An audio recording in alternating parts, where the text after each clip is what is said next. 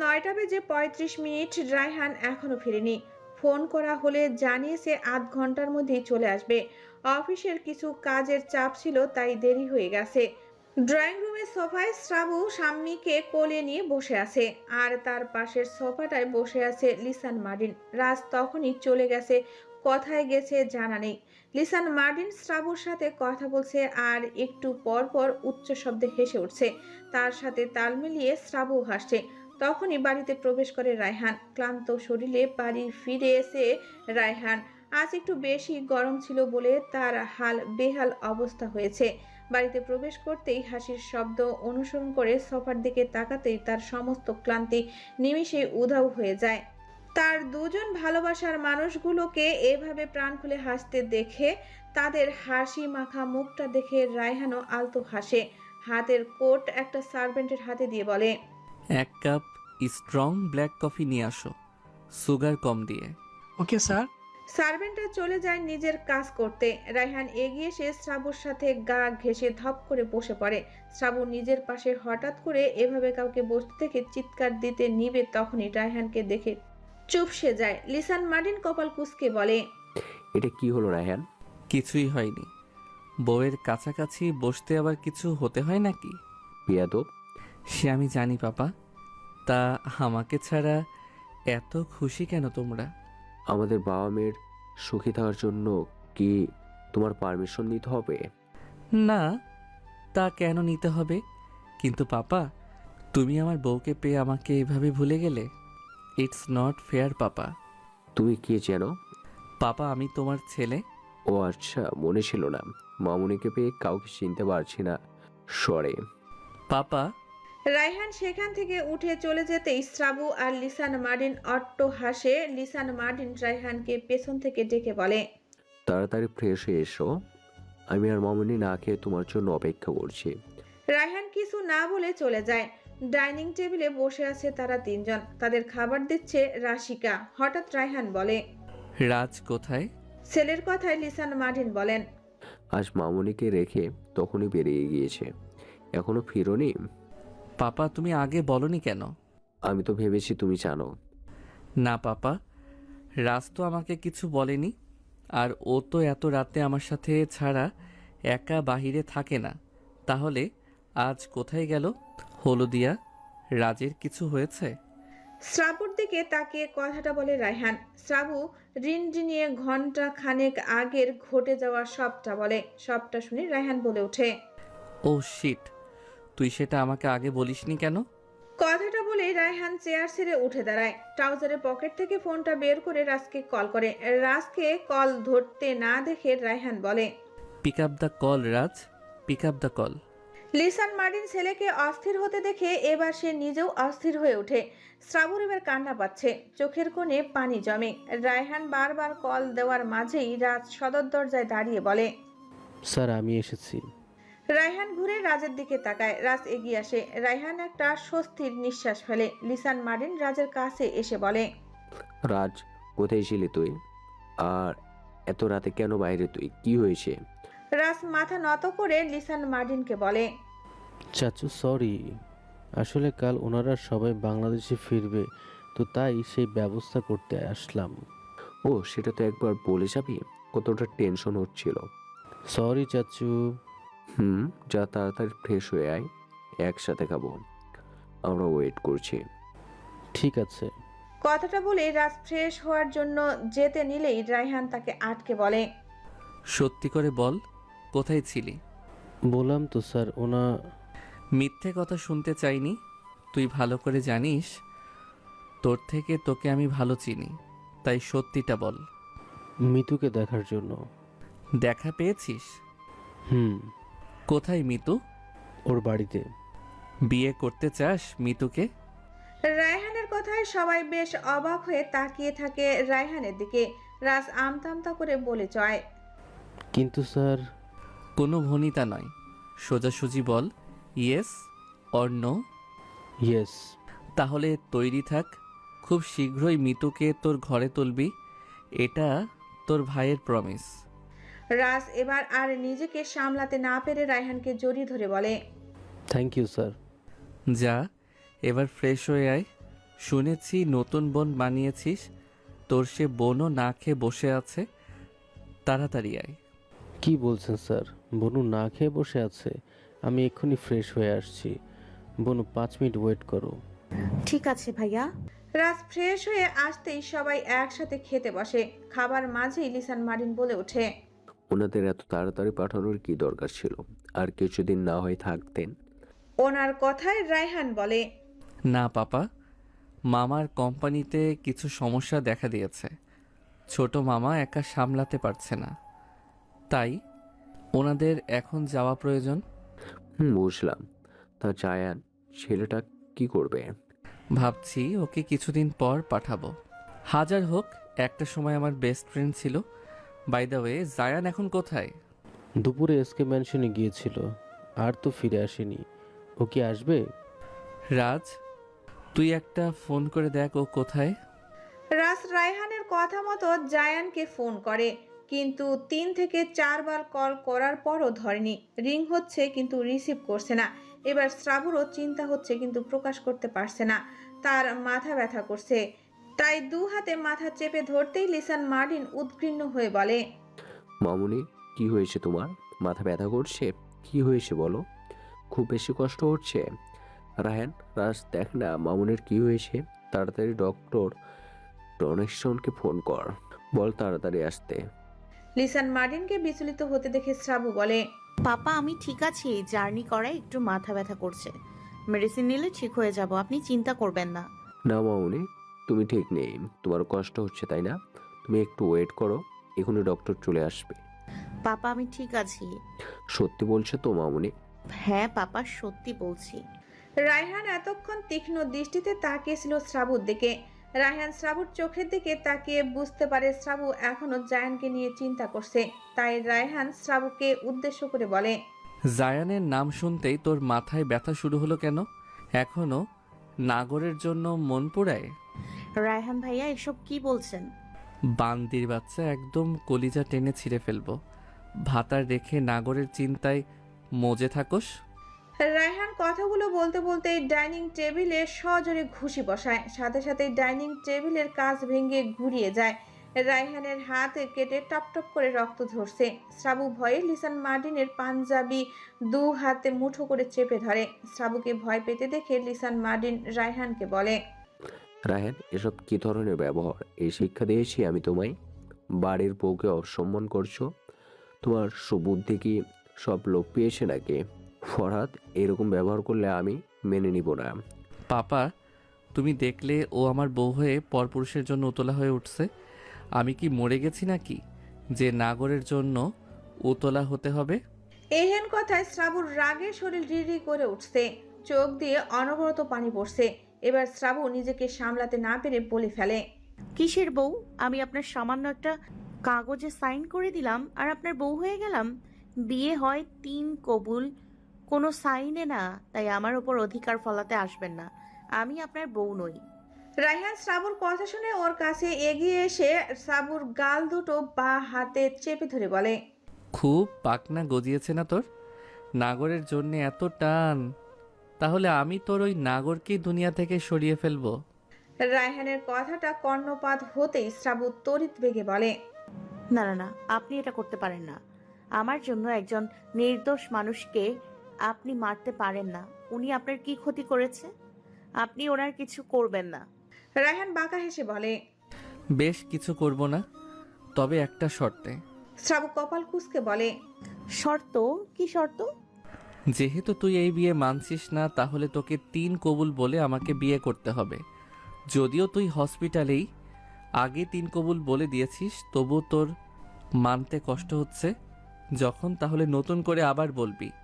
আর সেটা আজই বল, কোনটা করবি? তোর নাগরকে বাঁচাবি নাকি কবুল বলে আমাকে মেনে নিবি? আমি আপনার শর্তে রাজি।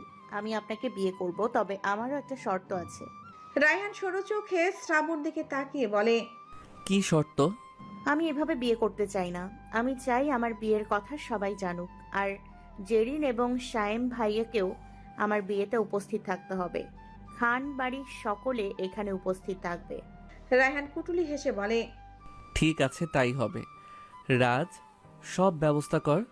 তাহলে স্যার ওনাদের সবার ফ্লাইট ক্যান্সেল করে দিব? ক্যান্সেল কর। আর কালকের মধ্যে সব ব্যবস্থা কর। বড় খালামণি জেরিন সাইমকে আনার ব্যবস্থা। ফ্লাইটে ব্যবস্থা না হলে আমার প্রাইভেট জেট পাঠা। তবুও আমার কালকের মধ্যে সব হওয়া চাই। আর পাপা, তুমি কালকের মধ্যে সব গেস্টদের ইনভাইট করে দিবে এবং ডেকোরেশনে যা যা দরকার সব করবে। লিসান মার্টিন মাথা নেড়ে সম্মতি জানিয়ে বলে, ঠিক আছে। আমি ওর সব ইচ্ছে পূরণ করব, কোনো কিছুর কম রাখবো না। হলুদ মেহেন্দি সব হবে। আর একটা কথা, বাড়ির চারপাশে হিডেন ক্যামেরা লাগিয়ে দে। হলুদ আর মেহেন্দিতে বাড়ির লোক ব্যতীত বাহিরের একজনও যেন আসতে না পারে। আর বিয়ে ম্যারেজ হলে হবে, বাড়িতে বাহিরের লোক অ্যালাউ হবে না। লিসান মার্টিন ছেলের কথায় সম্মতি জানিয়ে বলে, তা না হয় সব হবে, কিন্তু হলুদ মেহেদি আর বিয়ের জন্য তো শপিং করতে হবে। আর মামুনের পায়ে তো এখনো ব্যথা, মাথায় ব্যান্ডেজ, তাহলে কিভাবে কি হবে? তুমি এসব নিয়ে চিন্তা করো না পাপা, সব হয়ে যাবে। ড্রেস আমি লন্ডনের স্পেশালিস্ট ডিজাইনার দিয়ে বানিয়ে নিব। কিন্তু একদিনে কিভাবে সব সম্ভব? তা আমি দেখে নিব।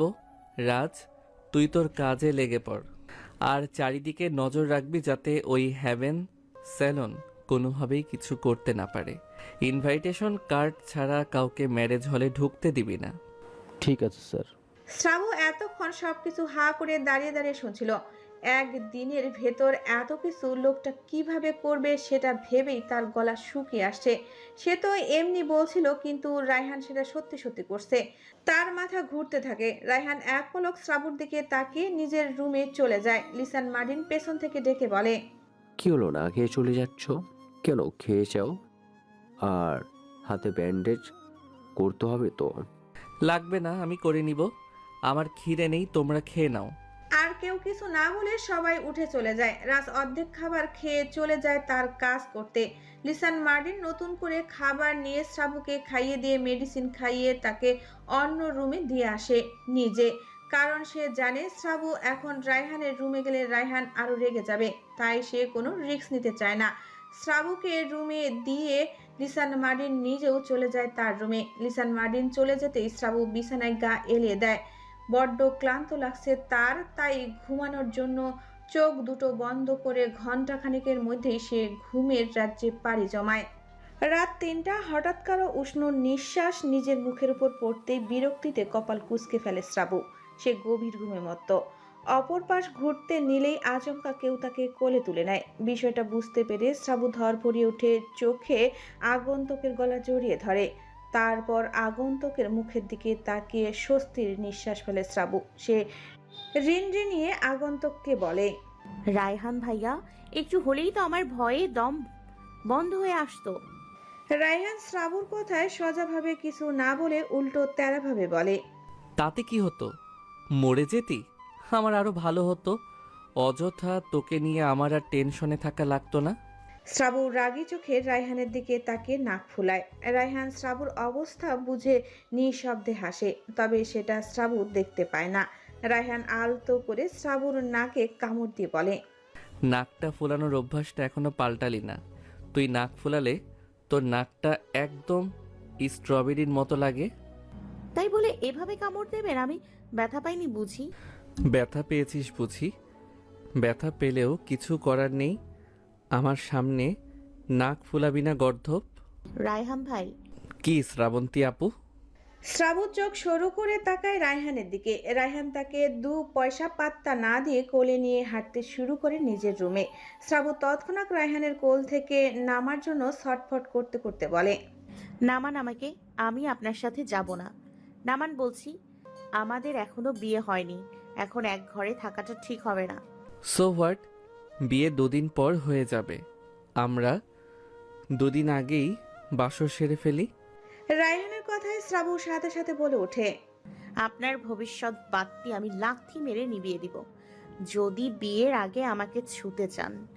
ওরে জোচ্চোর মহিলা, আমার ভবিষ্যতই তোমার পেট ফুলাবে। সেটা নিভিয়ে দিলে তোমার পেট ফুলবে না।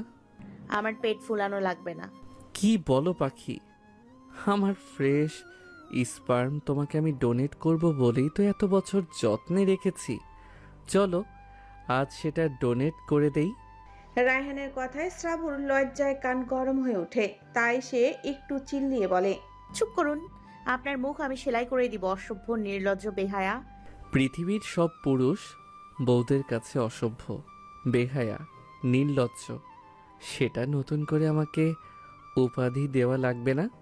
হ্যাঁ জানি তো, আপনি যে কত বড় লুচ্চু, না জানি মিতুর সাথে কি কি করেছেন। রায়হান ততক্ষণে রুমে চলে আসে শ্রাবুকে নিয়ে। শ্রাবুকে বেডে শুইয়ে দিয়ে দরজা লক করে এসে বলে, তুই ভালো করে জানিস মিতু আমার লেভেলের না। ওর দিকে আমি কোনো দিন ভালো করে চোখ তুলেও তাকাইনি। হাহ, আর সেখানে ওর সাথে কি না কি করব সেটা তুই ভাবলি কি করে? হয়েছে, আপনি কতটা সাধু পুরুষ তা আমার জানা আছে। রাত অনেক হয়েছে, চুপচাপ ঘুমিয়ে পড়। আপনি কোথায় ঘুমাবেন? কেন বেডে? ইয়ের না মানে আমার সাথে কেন ঘুমাবেন? তো কার সাথে ঘুমাবো? বিয়ে করা বউ রেখে এখন আমি ঢং করে সোফায় ঘুমাবো? শোন, এসব ভেবে থাকলে তার কিছুই হবে না। আমি এখন তোর গলায় মুখ গুজে ঘুমাবো। সারাদিন বড্ড ক্লান্ত ছিলাম, এখন একটু শান্তিতে ঘুমাতে চাই। রায়হানের কথায় শ্রাবুর কান দুটো গরম হয়ে যায়, গাল দুটো পাকা টমেটোর মতো লাল হয়ে যায়। সে শুকনো ঢোক গিলে কাপা কাপা গলায় বলে, তো দেখুন। এখন মুড নেই দেখার, পরে দেখব। শ্রাবু হতাশার নিঃশ্বাস ফেলে বিড়বিড়িয়ে বলে, বলি ক আর উনি বোঝে কলকাতা। অসভ্য লোক একটা। হে আল্লাহ, এই ঠোঁট কাটা লোকের সাথে আমি সারা জীবন কেমনে থাকবো? কেন প্রতিদিন আদর সোহাগে রাখবো? তোর শরীরের প্রতিটা লোমের গোড়ায় গোড়ায় আমার চিহ্ন এঁকে দিব, তাহলেই থাকতে পারবি। আমি আবার নরম করে আদর করতে পারবো না। যেখানে ছুঁয়ে দিব সেখানেই ক্ষত করে ছাড়বো। ভাই দয়া করে আপনি চুপ করুন। আপনি আমার কথার সব সময় উল্টো মানে বের করবেন না। আপনার লজ্জা না থাকতে পারে, আমার আছে, তাই দয়া করে আপনার ওই নির্লজ্জ মুখ বন্ধ করুন, হাত জোর করছি। ঠিক আছে, বন্ধ করলাম। এবার চুপচাপ শুয়ে পড়। আমি আপনার সাথে ঘুমাবো না। ওকে, তাহলে ফ্লোরে শুয়ে পড়, না হলে সোফায় গিয়ে শুয়ে পড়। আমি অসুস্থ, আমি কেন সোফায় বা ফ্লোরে ঘুমাবো? আপনি ঘুমাবেন। আমি কেন যাব? আমি কি একবারও বলেছি তোর সাথে ঘুমাবো না? তুই বলেছিস তুই গিয়ে ঘুমা, না হলে আর একটাও কথা না বাড়িয়ে শুয়ে পড়। শ্রাবু আর কি করবে, এমনিতেই তার শরীরটা দুর্বল, তার উপর আবার মাথাও ব্যথা করছে। তাই শ্রাবু ঘাপটি মেরে এক কোনায় শুয়ে পড়ে। মিনিট পাঁচেক যেতেই রায়হান শ্রাবুকে এক টানে নিজের বুকের সাথে মিশিয়ে নেয়। শ্রাবু কেঁপে ওঠে। শ্রাবুকে কেঁপে উঠতে দেখে রায়হান নেশাতুর কণ্ঠে বলে, পাখি জানিস তোর এই শরীরের মাদকীয় ঘ্রাণে আমি কতটা উন্মাদ হই? তোর শরীরের ঘ্রাণ আমার অশান্ত মস্তিষ্ককে শান্ত করে দেয়। আমি তো তোর মধ্যেই সীমাবদ্ধ, তাহলে তুই কেন আমার মধ্যে সীমাবদ্ধ হচ্ছিস না হলদিয়া? আমি তোর ভালোবাসায় নিজেকে বারংবার হারিয়েছি, আর তুই আমার থেকে নিজেকেই হারিয়ে ফেলতে চাইলি। আমি চাইলেই কি আপনি আমাকে হারাতে দিতেন? হুম, কখনোই না। তুই আমার মানে শুধুই আমার। তোকে যে চাইবে তাকে আমি শেষ করে দিব। আমার নিঃশ্বাস তুই। আমি তোকে ছাড়া ভালো থাকতে পারবো না। আমার শুধু তোকেই চাই পাখি। পাখি, তোর কি মনে আছে আজ থেকে 2 বছর 5 মাস 17 দিন আগের কথা? শ্রাবু ভ্রু কুঁচকে বলে, কোন কথা? রায়হান আলতো হেসে শ্রাবুর মাথায় চুমু খেয়ে বলে, জেরিন আর তুই পার্কে বসেছিলি সেদিন। তারপর একটা গান শুনে তুই ফেসবুকে সেই গানের লাইনটুকু স্ট্যাটাস দিয়েছিলি। তারপর তোকে কেউ অপরিচিত আইডি থেকে পরে লাইনটুকু কমেন্ট করেছিল। হ্যাঁ মনে আছে, কিন্তু কে? শ্রাবু পুরো কথা শেষ না করে রায়হানের দিকে পাশ ফিরে গোল গোল চোখে তাকিয়ে বলে, তার মানে আমার সন্দেহই ঠিক ছিল, সেটা আপনি ছিলেন। সেটা আমিই ছিলাম।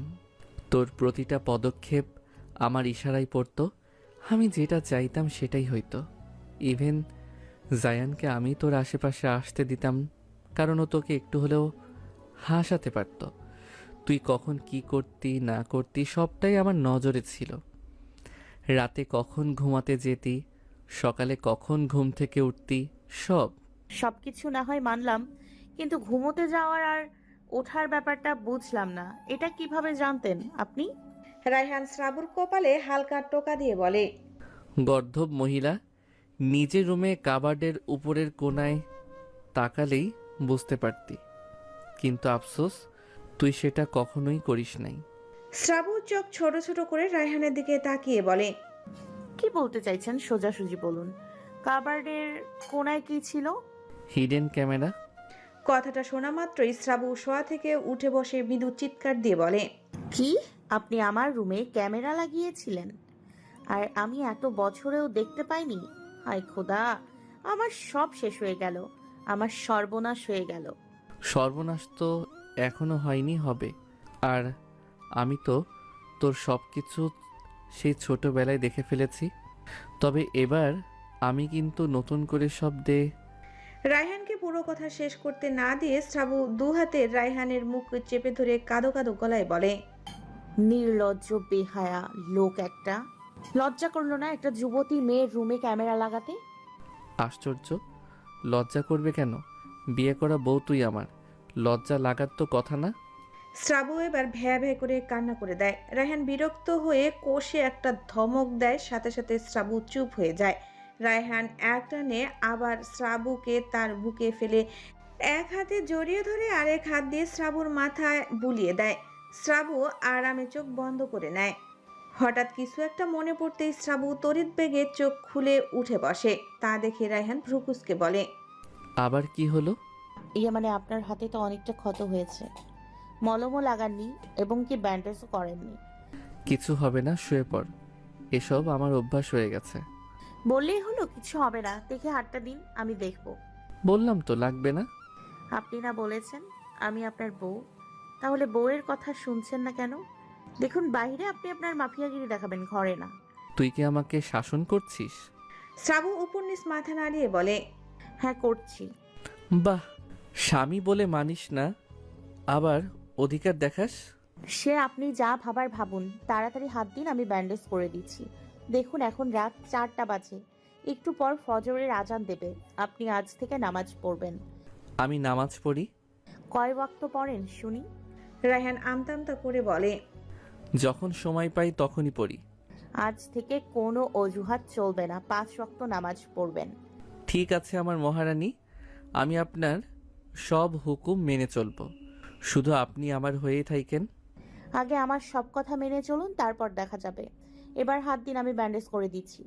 রায়হান হাতটা বাড়িয়ে দেয়। শ্রাবুর বেড সাইড টেবিলের ড্রয়ার খুলে ফার্স্ট এড বক্স বের করে রায়হানের হাতে ব্যান্ডেজ করে দেয়। তারপর সে বক্সটা জায়গা মতো রেখে বারান্দার দিকে পা বাড়ায়। দূর থেকে আজানের ধ্বনি শোনা যাচ্ছে। রায়হান কিছু বলে না, কারণ সে জানে শ্রাবু এখন আর শুনবে না, নামাজ পড়বে তারপর ঘুমাবে। তাই সে নিজেও বিছানা ছেড়ে উঠে শ্রাবুর পাশে গিয়ে দাঁড়িয়ে এক হাতে শ্রাবুর কাঁধ জড়িয়ে ধরে নিজের কাঁধে শ্রাবুর মাথা ঠেকায়। শ্রাবু চোখ বন্ধ করে দীর্ঘ শ্বাস ফেলে। রায়হানের শরীরের সমস্ত ঘ্রাণ নিজের ভেতরে শুষে নিতে চায় শ্রাবু। কতটা প্রহর অপেক্ষা করেছে শখের পুরুষকে জড়িয়ে ধরে তার শরীরের ঘ্রাণ নিতে। ফজরের আজান শেষ হতেই শ্রাবু রায়হানকে বলে, চলুন নামাজ আদায় করে নেই। রায়হানও বিনা বাক্যে সম্মতি জানিয়ে রুমের ভেতরে প্রবেশ করতেই তার হঠাৎ খেয়াল হয় শ্রাবু হাঁটছে। তাই কৌতূহল নিয়ে বলে, কি ব্যাপার, তুই তো হাঁটতেই পারছিলি না, এখন কিভাবে হাঁটছিস? রায়হানের কথায় শ্রাবু আলতো হেসে বলে, আমি আসার পর পাপা ডক্টরকে ডেকেছিল, উনি কিছু মেডিসিন আর ইনজেকশন দিয়েছিল। তার 8 ঘন্টা পর থেকেই পায়ে ব্যথা করছিল না, আর এখন একদমই ব্যথা নেই। সত্যি বলছিস তো? হ্যাঁ সত্যি বলছি, বিশ্বাস না হলে পাপাকে জিজ্ঞেস করে দেখবেন। এখন যান, অজু করে আসুন, নামাজ পড়ব। ঠিক আছে, যাচ্ছি। আর একটা কথা, কাল থেকে বিয়ের সব তোড়জোড় শুরু হবে। তুই ব্যান্ডেজটা আপাতত কিছুদিনের জন্য খুলে রাখিস, আর না হয় হিজাব পরে নিস। আচ্ছা ঠিক আছে। রায়হান আর কথা না বাড়িয়ে চলে যায় অজু করতে। দুজনেই একসাথে নামাজ আদায় করে। রায়হান নামাজ শেষ করে শ্রাবুর কপালে আলতো পরশ এঁকে দিয়ে বুকে জড়িয়ে নিয়ে মোলায়েম কণ্ঠে বলে, আমার সব আয়ু আল্লাহ তোমার নামে লিখে দিক বউ। তোমার সুখ, তোমার শান্তি যেন আমার এই অশান্ত বুকে খুঁজে পাও। আমি থাকতে তুমি যেন কখনো একাকী না হও।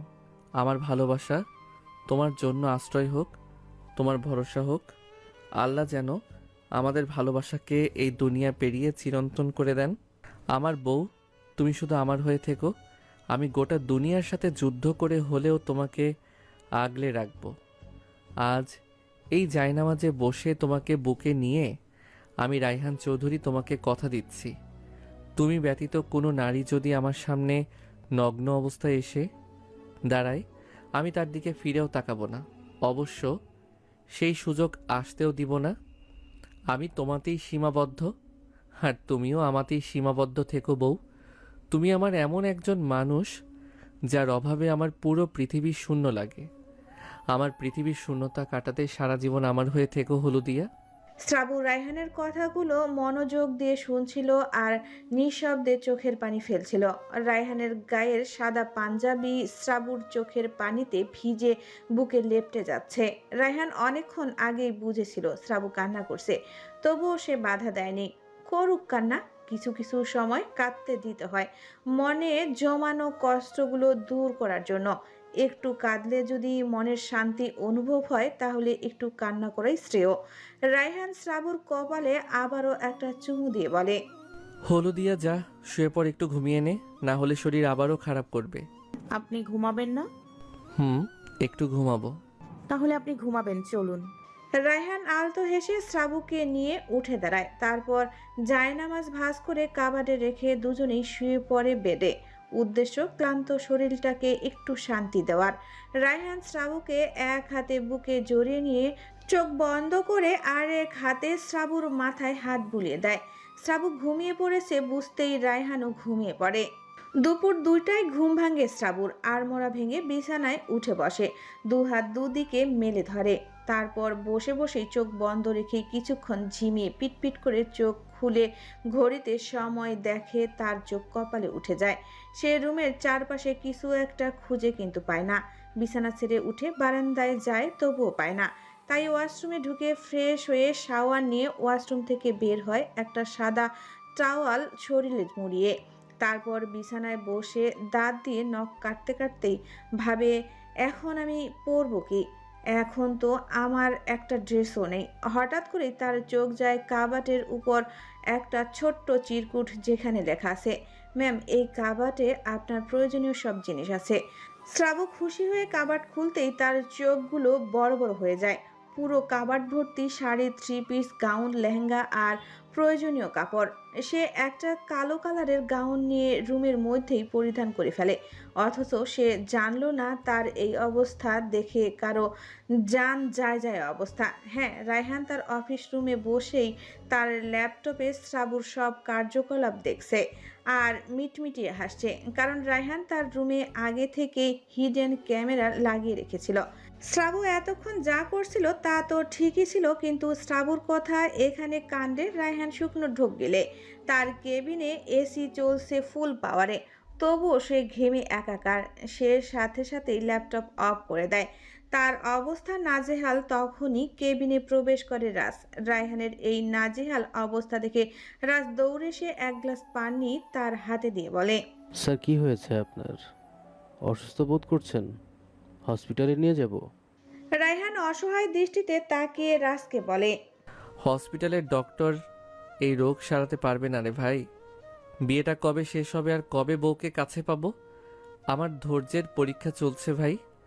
রায়হান কি ইঙ্গিত করেছে রাজের বুঝতে একটুকু সময় লাগেনি, কারণ সে দেখেছে রায়হান যখন থেকে অফিসে এসেছে তখন থেকে ল্যাপটপে কি জানি দেখছে। তাই কৌতূহল বশত উকি দিয়ে দেখেছিল, তাই তার যা বোঝার বোঝা হয়ে গেছে। সে মুখ টিপে হেসে বলে, স্যার, আপনি আবার কবে থেকে অধৈর্যের খাতায় নাম লিখেছেন? আপনি তো ধৈর্যশীল পুরুষ। ধৈর্যের ফল কিন্তু মিষ্টি হয় স্যার। ভাই, বিয়ে করেছি আজ 5 বছর 9 মাস 15 দিন 4 ঘন্টা। এখনও বউয়ের সাথে বাসর করতে পারিনি। সেদিন হসপিটালে সামান্য একটা কিস করেছিলাম আর বউটা আমার সাথে সাথে সেন্সলেস হয়ে গেল। রায়হানের এরকম লাগামহীন কথায় রাজ কেসে উঠে বলে, স্যার, আমি আপনার সম্বন্ধী হই, ভুলে যাবেন না। বোনও এখন আমার ছোট বোন, তাই সব জায়গায় সব কথাই বলতে নেই। রায়হান রাজের কথা শুনে চোখ ছোট ছোট করে রাজের দিকে তাকিয়ে বলে, শাআল্লাহ, মীর জাফরের দল সবগুলাই মীর জাফর। আগে তোকে হাত করেছে, তারপর পাপাকে। হে আল্লাহ, তুমি আমার বউকে কোন গুণ দিয়ে দুনিয়ায় পাঠিয়েছ? আমার কাছের মানুষগুলোই এখন আমার বিপক্ষ দলের হয়ে গেল। রায়হান রাজকে যেতে বলে আবার ল্যাপটপ খুলে দেখে তার বউ মনের সুখে গান গাইছে আর সাজছে। এটা দেখে রায়হান আলতো হেসে ল্যাপটপ অফ করে দিয়ে কাজে মন দেয়। অপরদিকে শ্রাবু একদম রেডি হয়ে নিচে এসে দেখে লিসান মার্টিন সবাইকে ফোনে ইনভাইট করছে। দুদিন পর বিয়ে, তার যেন একটু বসার ফুরসত নেই। এই ফোন দিয়েই কাউকে ইনভাইট করছে, আবার ডেকোরেশনের লোকদের সবটা বুঝিয়ে দিচ্ছে, আবার কাউকে ইনভাইটেশন কার্ড পাঠাচ্ছে। রায়হান আর লিসান মার্টিনের বিদেশি ক্লায়েন্টও বাদ যায়নি এই ইনভাইটেশন থেকে। আজ 17 তারিখ, 19 তারিখ হলুদ হবে, 20 তারিখে মেহেদি আর 21 তারিখে বিয়ে। শ্রাবু নিচে এসে লিসান মার্টিনের কাছে এসে গা ঘেঁষে দাঁড়ায়। লিসান মার্টিন শ্রাবুকে দেখে আলতো হেসে শ্রাবুর মাথায় হাত বুলিয়ে দিয়ে গার্ডদের বলে, যাও, যা যা বললাম তা তা করো। কার্ডগুলো আজকের মধ্যে পাঠিয়ে দাও, আর চারদিক নজর রেখো। কথা জেনে একটু নড়চড় না হয়। নড়চড় হলে আমি কিছু বলবো না, তোমাদের ছোট স্যার সব বলবে। আর এসকে মিশনের সবাইকে নিরাপদে মার্টিন হাউসে নিয়ে আসো, যাও। গার্ডগুলো সম্মতি জানিয়ে বেরিয়ে পড়ে। গার্ডগুলো চলে যেতেই শ্রাবু এবার লিসান মার্টিনকে বলে,